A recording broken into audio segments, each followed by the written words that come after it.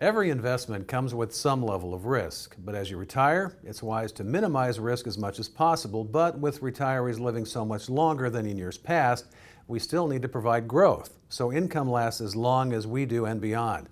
Joining me is Kevin Sullivan. He's with Infinite Wealth Advisors in High Point, North Carolina.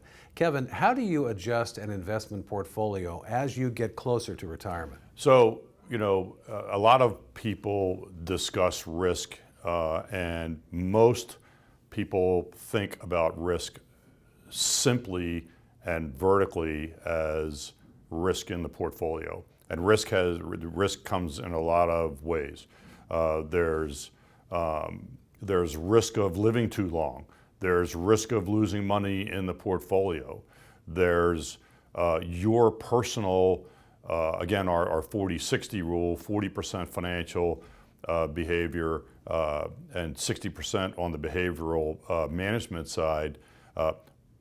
The risk of you making a poor decision because you're not properly managing that portfolio, so you've got risk of making adjustments to a portfolio, perhaps in a vacuum or at an inopportune time in the market.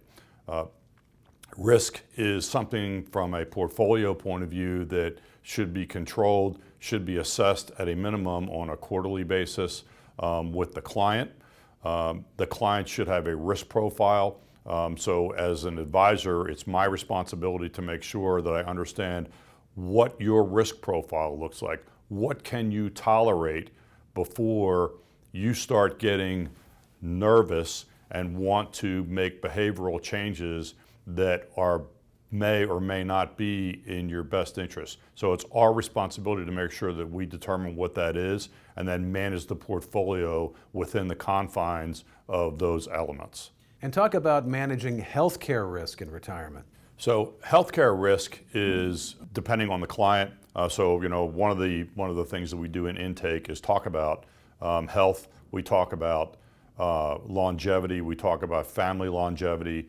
And that's not always precise, but it gives us at least a jump off point to start having discussions with clients about the potential of more exposure or more risk, for lack of a better term, with things like long-term care and healthcare in general. So Medicare is going to pay for a good portion of your medical expenses. You're still going to have the Medicare supplement plan. If you're on a prescription drugs, you're going to have a prescription drug plan. Medicare does not pay for long-term care. Most people think that it does, and it does not. I think they pay for about 60 days, and then that's it. They stop paying, and then you're either out of pocket, or you need to have a long-term care policy, or you need to have some type of a backup plan, either with personal assets or through some type of long-term care plan that is quote-unquote self-funded. So there are hybrid plans that you can use for long-term care. There are also underlying benefits in life insurance policies that can provide for long-term care benefits. And so, one of the many things that we actually take into consideration when we're looking at risk is long-term care, because it can devastate a retirement plan. It can devastate a portfolio while you're paying for those things, particularly if you have two spouses that are all of a sudden in a long-term care facility, and those costs can run on the low end $100,000 and on the high end, $250,000 a year. So it doesn't take long to eat those assets up. My guest has been Kevin Sullivan in High Point, North Carolina, and this is Retirement News Online.